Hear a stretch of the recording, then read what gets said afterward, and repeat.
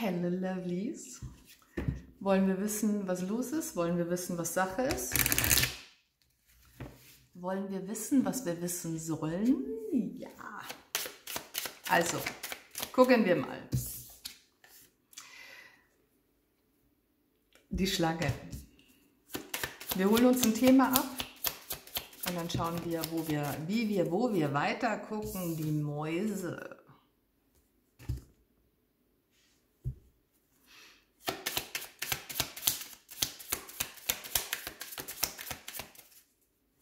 So eine vielleicht oder zwei. Okay, gut. Die Wege,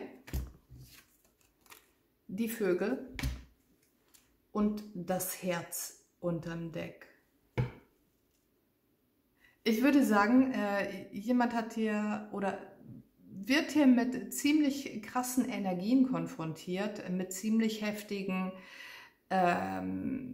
darf ich sagen, Problemen, Herausforderungen, Schrägstrich Heilung. Ja, weil, ich meine, natürlich kann man jetzt sagen, scheiß Energie, will ich nicht, Ablehnung, dann wird diese Energie noch viel, viel stärker und noch viel, viel größer.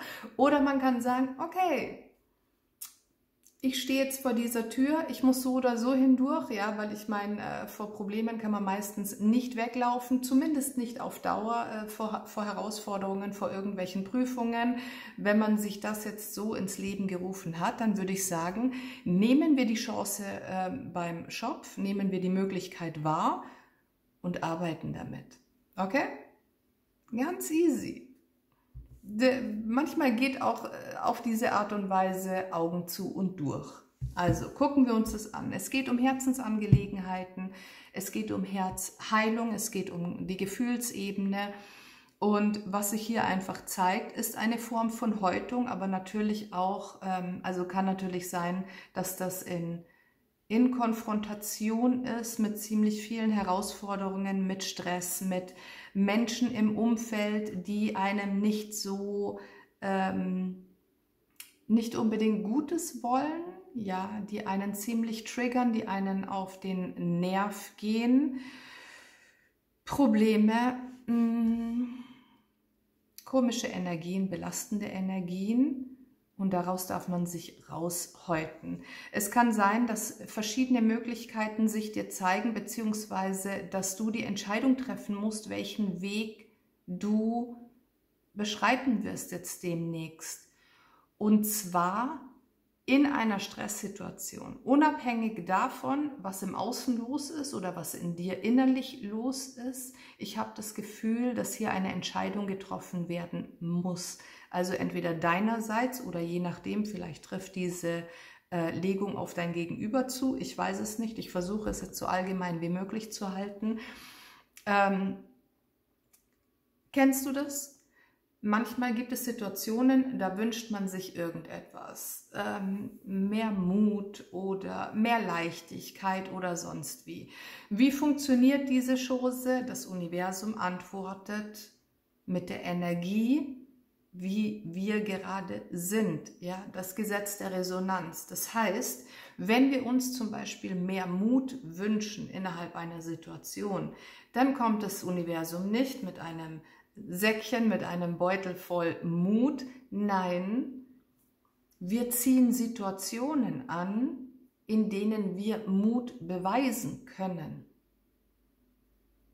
Ja, das ist das universelle Spielchen, aber wenn man das mal begriffen hat, dann ist man ein bisschen vorsichtiger mit seinen Wünschen. Ja, also ich spreche jetzt hier mal aus persönlicher Erfahrung, aber manche Wünsche kommen natürlich unbewusst. Deswegen, also was ich hier eigentlich sagen wollte, es kann sein, dass du gerade in einer Situation oder dass jemand gerade in einer Situation steckt, die ultra chaotisch ist und wieder mal so dieses, ey, ich wollte doch eigentlich mehr Ruhe, ich wollte doch eigentlich, dass es jetzt endlich mal läuft, dass die Pechsträhne endet oder sonstiges, hat man sich gewünscht. Und was kommt dann? Noch mehr Sorgen, noch mehr Herausforderungen, noch mehr Chaos. Die Krux an der Geschichte ist aber, genau in diesem Chaos sollte man oder muss man seinen Frieden finden, um gewisse Entscheidungen zu treffen. Es ist hier eine Weggabelung, die sich zeigt innerhalb dieser ganzen Attacken, ob jetzt nun auf irdischer Ebene oder auf energetischer Ebene, wo man sich hindurchboxen muss, durch die man hindurchgehen muss. Jetzt nehmen wir mal die Tarotkarten noch mit dazu. Die Frage ist nur, welche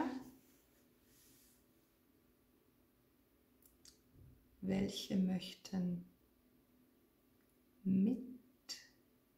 Oh, die nehmen wir auf jeden Fall noch als Seelenbotschaft mit dazu. Nehmen wir das da hier, ja.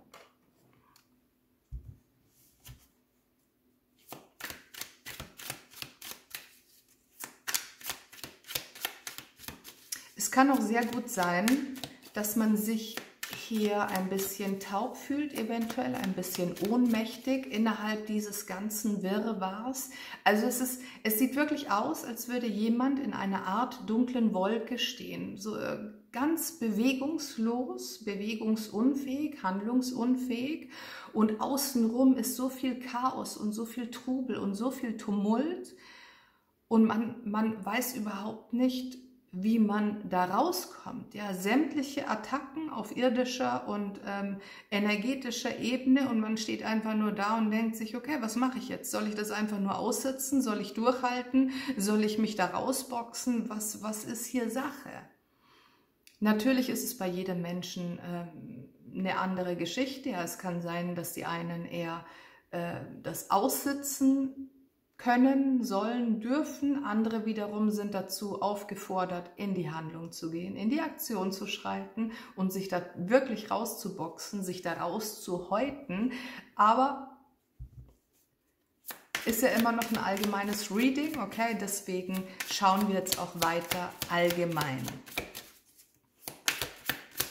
Klären wir das mal so ein bisschen. Die 7 der Münzen für die Schlange. Das ist das Aussitzen. Das zeigt das Aussitzen, das Beobachten. Gucken wir mal weiter, ob sich das ändert. Das Ass der Münzen für die Mäuse.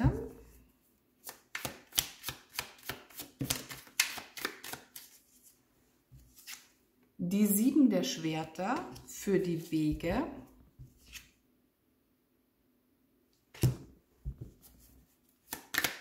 So, eine noch. Dankeschön.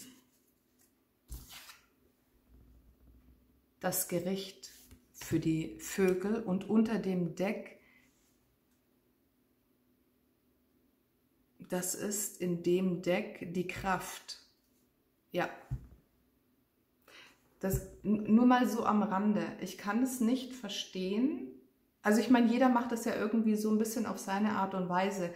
Aber es gibt Tarotdecks, die sind sogar in sich in der Struktur unterschiedlich. Und zwar die Kraft und die Gerechtigkeit. In dem einen oder in der einen Art Tarotdeck ist es so rum, und in der anderen Art Tarotdeck sind die 2 Karten vertauscht. Und ich verstehe nicht, warum. Warum macht man sowas? Aber gut, soll nicht mein Problem sein, deswegen habe ich hier jetzt geguckt, was es ist. Also, es geht darum, sich seinen Weg frei zu bahnen.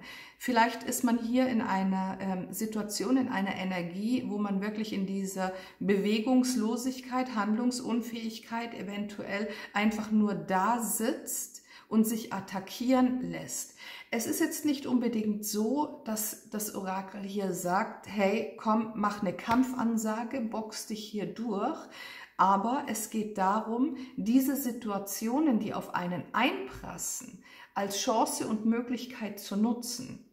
Dementsprechend wird dann jeder auf die eigene Art und Weise rangeführt an die nächsten Schritte. Aber im ersten Moment geht es nur darum, die Dinge zu erkennen, wie sie sind, die Situationen so anzunehmen, wie sie sind. Nicht einfach etwas über sich ergehen lassen, sondern gucken, wahrnehmen, was ist hier gerade Sache? Wie kann ich damit umgehen? Was macht es mit mir? Was bedeutet es? Welche Botschaften und Nachrichten stehen dahinter? Ja, ich verstehe, wenn manche Menschen nicht unbedingt in jeder Situation irgendeine Botschaft drin sehen.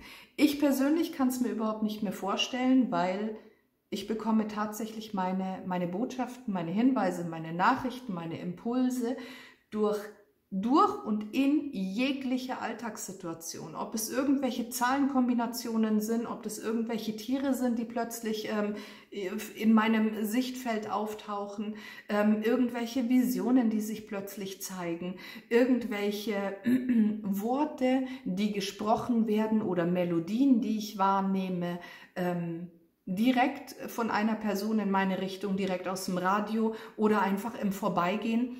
Das spielt überhaupt keine Rolle, aber Botschaften, Impulse und Hinweise und Nachrichten aus dem Universum, die zeigen sich bei mir komplett im Alltag.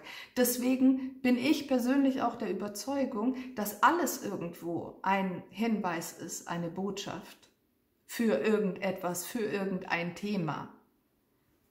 Und damit kann man auch bewusst umgehen. Deswegen in dieser Situation, es steht hier eine Häutung an. Hier ist ein Problem, mit dem man zurechtkommen muss, beziehungsweise die Herausforderung, die man annehmen muss, die Prüfung, die man schreiben muss. Ja, muss. Ich nehme jetzt einfach mal dieses Wort, weil hier auch eine gewisse Form von Dringlichkeit mit drin ist. Ja, also nicht weiter davor flüchten, nicht weiter weglaufen, sondern hier steht eine Entscheidung an, der muss man sich stellen. Man hat die Möglichkeiten, in verschiedene Richtungen zu gehen. Man hat immer irgendwo die Wahl. Aber hier ist es an der Zeit, dass man überhaupt mal eine Entscheidung trifft. Und das ist eine Entscheidung, es ist nicht mal wichtig, ob die besonders klug ist, ob diese Entscheidung besonders sinnvoll ist oder wo diese Entscheidung hinführen wird. Wichtig ist hierbei, dass mal eine Entscheidung getroffen wird bezüglich einer speziellen Situation oder allgemein im Leben, sämtliche Lebensbereiche betreffend. Ja, also es kann sein, dass jemand hier ein Problem hat gerade, ein spezielles Problem. Es kann aber auch sein, dass jemand einfach in seinem Leben teilnahmslos quasi mitläuft oder einfach funktioniert. Das heißt, ich bin hier, aber ich nehme nicht an meinem Leben teil. Und da ist es dann wichtig, dass generell einfach mal eine Entscheidung getroffen wird, egal in welche Richtung. Egal, um was es geht.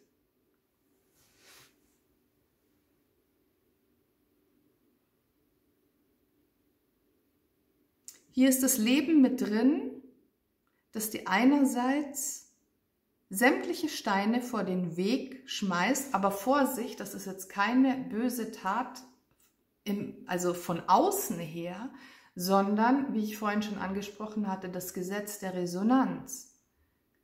Wir ziehen an, was wir sind. Ja, das ist ein großes Streitthema und das Video ist, ich werde dieses Thema nicht aufklären können in diesem Video. Wir können uns gerne mal wann anders drüber unterhalten oder separat oder darüber diskutieren und streiten, habe ich kein Problem damit. Aber wenn man das mal begriffen hat, dass man die Dinge im Außen so anzieht, aus der Energie raus, wie man selbst ist. Und ich spreche hier natürlich wie immer von erwachsenen Menschen, okay? Erwachsene Menschen, die die Situation in ihr Leben ziehen. Was wollte ich jetzt sagen?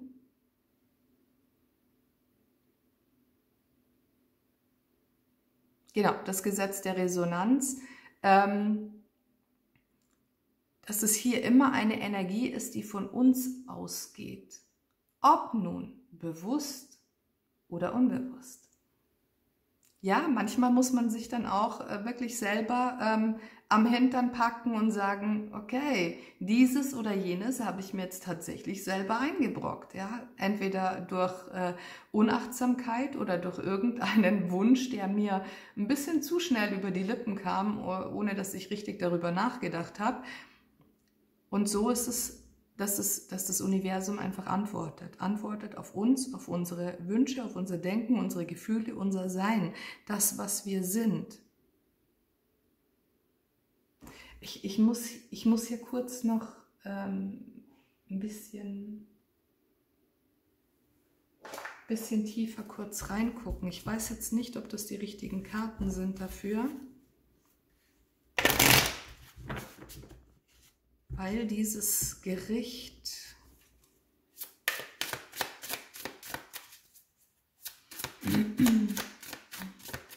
ich kann nur sagen, hier trau dich. Selbst wenn du nicht weißt, in welche Richtung es weitergeht. Hier darf man einfach machen. Hier darf man die Situation annehmen, wie sie ist und eine Entscheidung treffen.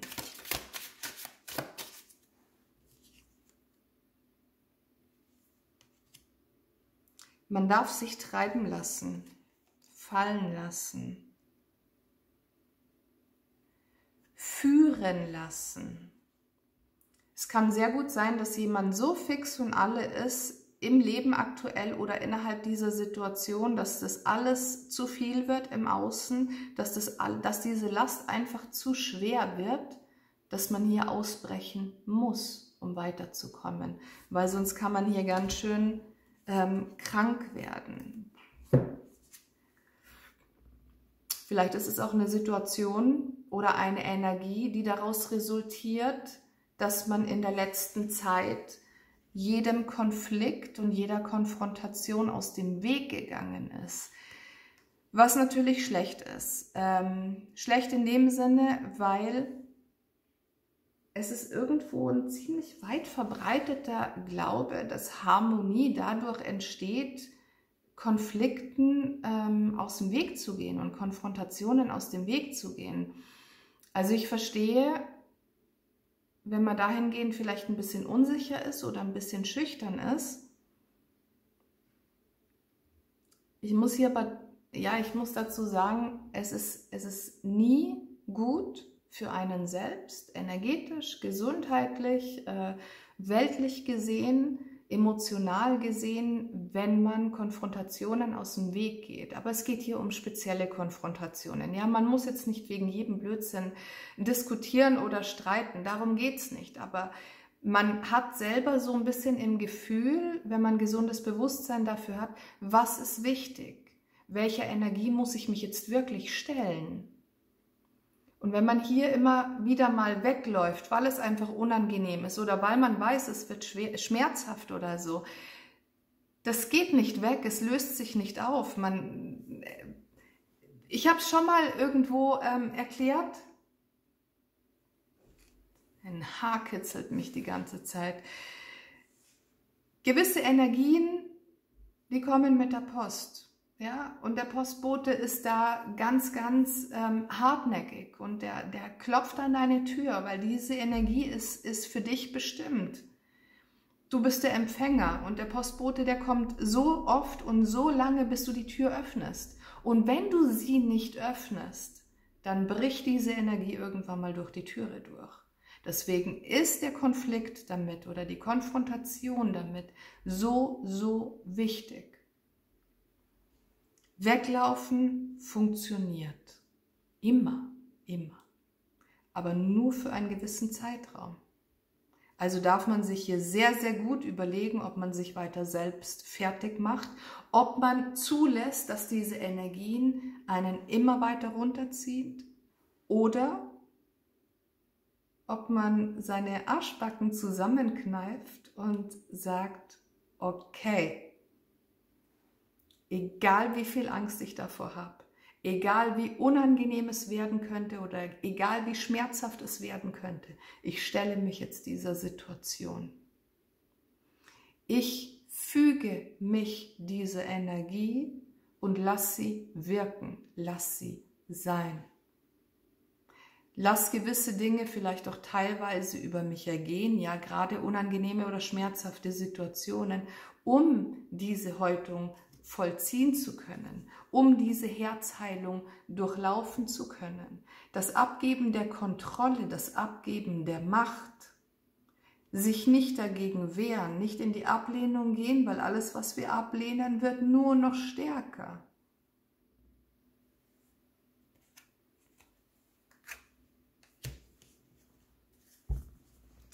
Ich habe hier noch ein Deck vorhin mit rausgenommen. Da möchte ich mir jetzt noch eine Botschaft für diese Energie abholen.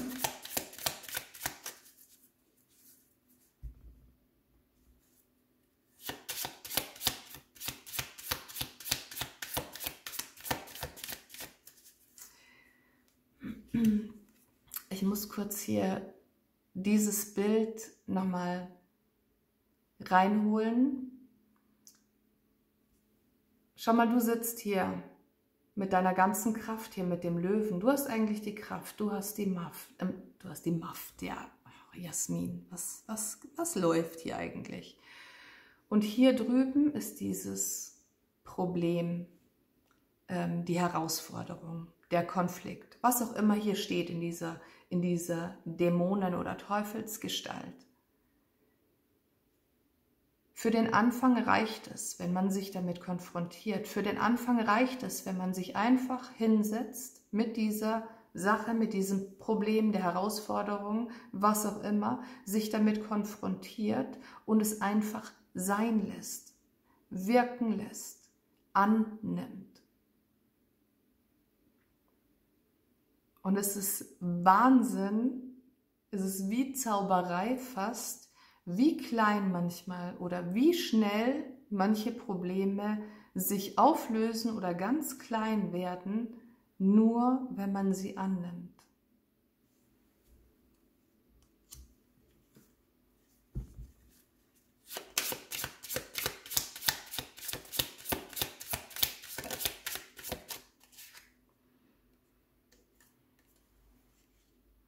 Warte noch ab. Lehn dich zurück. Aktuell ist noch nicht die Zeit, in die Handlung zu gehen. Wie wir vorhin schon gesagt haben, für jeden spaltet sich so ein bisschen der Weg, aber Entscheidungen müssen getroffen werden. So oder so, früher oder später.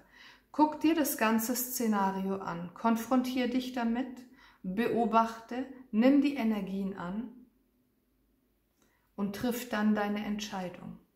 Die Entscheidung beginnt im Kopf.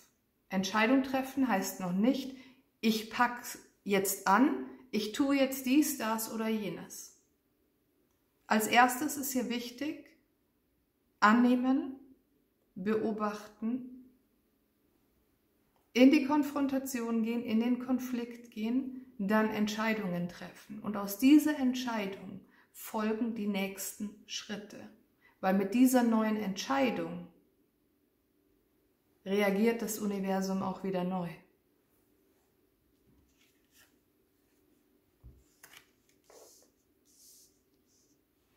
Es ist noch eine Phase der Dunkelheit oder eine Phase der Unklarheit oder des Nebels, die sich auftut bzw. eventuell nochmal verstärkt innerhalb dieser Energie.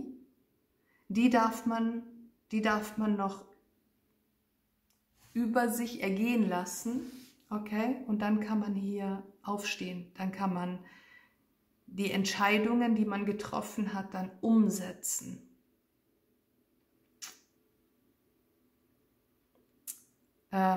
Ja, das ist ein Weg der Häutung, das ist ein Weg der Heilung. Wer der Meinung ist, dass Heilung Sommer, Sonne, Strand und Cocktails bedeutet, nope, nope. Aber das ist ein wichtiger Weg, der uns immer wieder weiterbringt. Und darin entsteht dann Harmonie in uns selbst. Jeder entscheidet selber für sich, was Harmonie bedeutet, ne? Okay, das soll es gewesen sein fürs Erste. Ich hoffe, die Botschaft hat dir geholfen, innerhalb deines Lebens, innerhalb irgendeiner Situation oder auch vielleicht nur, um gewisse Dinge zu verstehen oder sich damit zu konfrontieren. Wir sehen uns im nächsten Video. Alles Liebe. Ciao, ciao.